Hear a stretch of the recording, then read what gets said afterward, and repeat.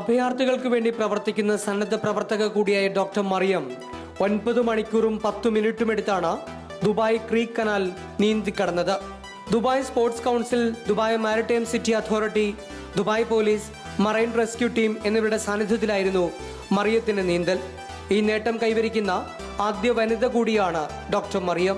സിറിയയിലെ അഭയാർത്ഥികൾക്ക് വേണ്ടി പ്രവർത്തിക്കുന്ന ഐക്യരാഷ്ട്രസഭാ കമ്മീഷനും ഡോക്ടർക്ക് പിന്തുണയായുണ്ട്.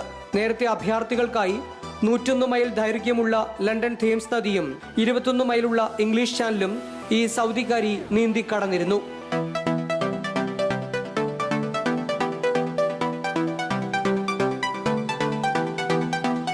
$4 million Syrian who left their homelands, half of them the age of 17 and younger, according to the UNHCR.